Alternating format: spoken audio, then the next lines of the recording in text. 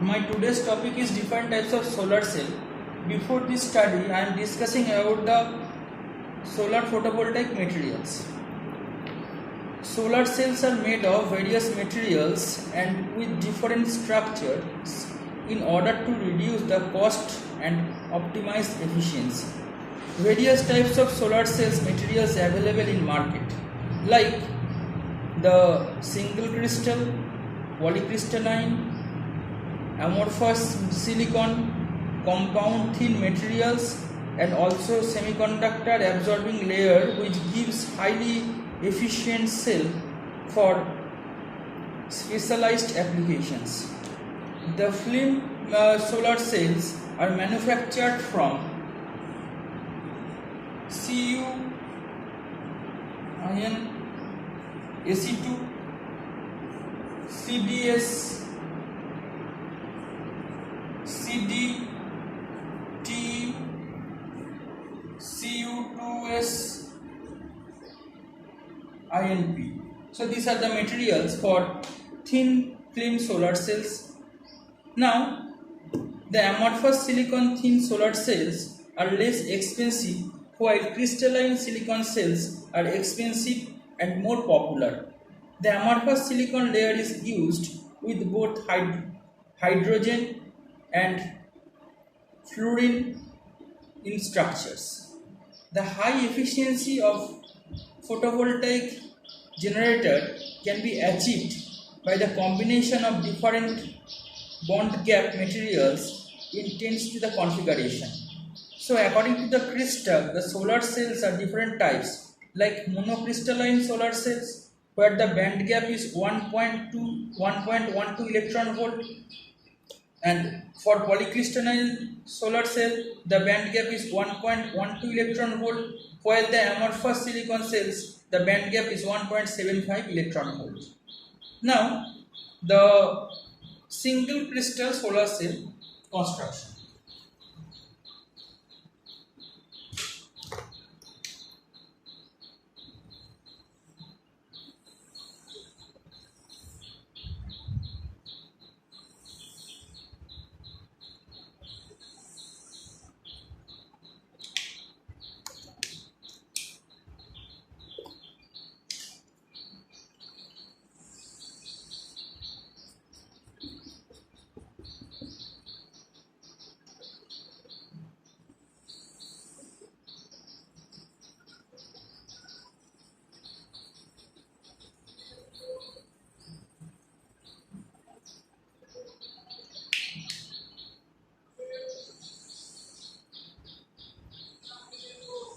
So these are the constructional diagram where the contact are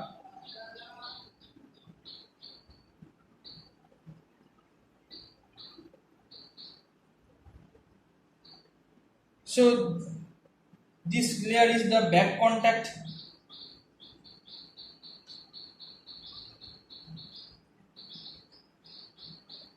and this region is the p type silicon,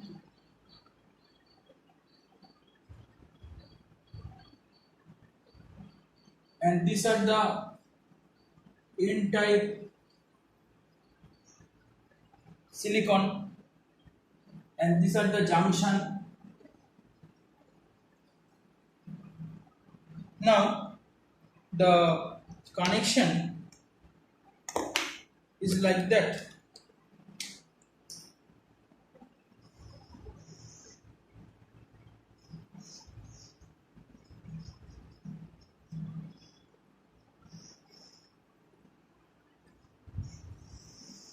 So these are the connections, and the solar radiation is coming from this way,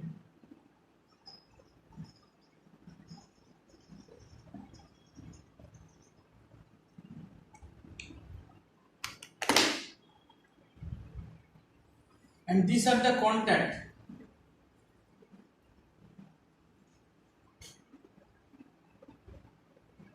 and contacts, and this is the anti-reflective coating.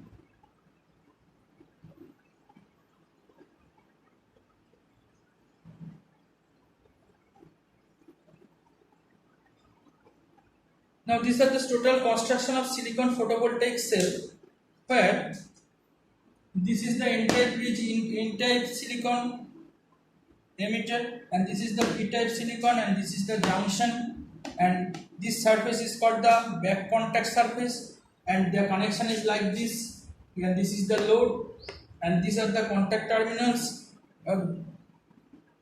and the anti-reflecting contacts are there, and the solar radiation is like this. Now the main feature of a silicon photovoltaic solar cell is a thin wafer of high purity silicon crystal doped with a certain quantity of bond, as shown in this diagram. Now the phosphorus is diffused into an active surface of the silica by means of a high temperature process. The top electrical contact is made by a metallic grid, and the back metal contact covered with the whole surface. The top surface usually has anti-reflective coating called ARC. Now the working principle of this silicon photovoltaic cell. The phosphorus in the silicon caused an excess of conduction band electrons, and the boron caused an excess of valence electron valencies or holes, which act like positive charges. At the junction between the two types of silicon, conduction electrons from the negative N region diffused into the positive P region and combined with holes, thus cancelling their charges. The opposite action also occurs in the system, definitely, with holes from P regions crossing into the N region and combining with electrons. The area around the junction is thus depleted by difference of electrons nearby holes. Layers of charged impurity atoms, positive and N regions and negative P regions, are developed on either side of the junction, which set up a reverse electrical field. When light falls on the active surface, photon which energy crossing a certain active level known as the band or energy gap, that is 1.1 electron volt in case of silicon, interact with the valence electrons and elevate them to the conduction band. This active also leaves the holes so that the photons are said to generate electron hole pairs. These electron hole pairs are produced throughout the thickness of the silicon in concentration that depends on the intensity of the separate region of the sites. The electrons move throughout the crystals, and less mobile holes also move the valence electron from atom to the atom. Some recombine, and their charges and their energy is converted into heat. Others reach the junction and separated by the reverse field, at which the point the electrons are accelerated towards the negative contact and the holes towards the positive contact. So a potential difference is established across the cell, and this will drive the current through the external load circuit. So these are the basic construction of this diagram.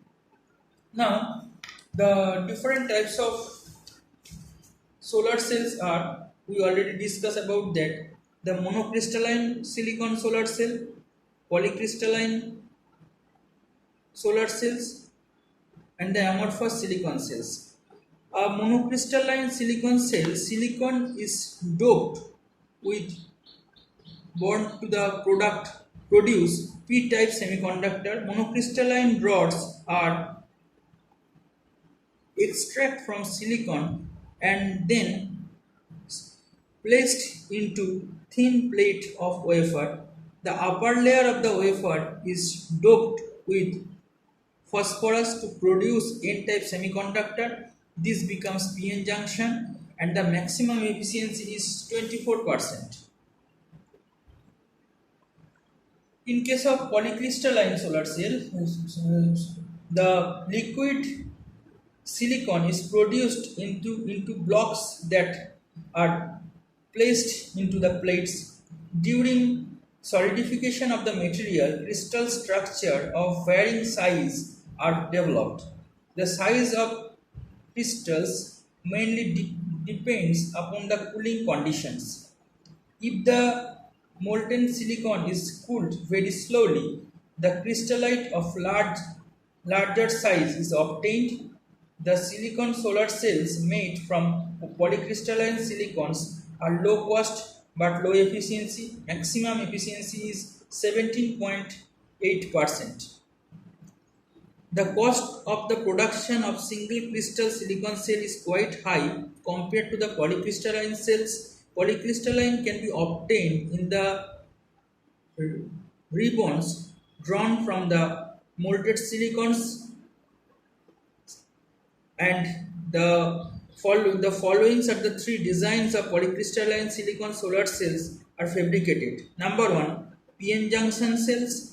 Number 2, metal insulated semiconductor cell denoted by MIS, and conducting oxide insulated semiconductor cells.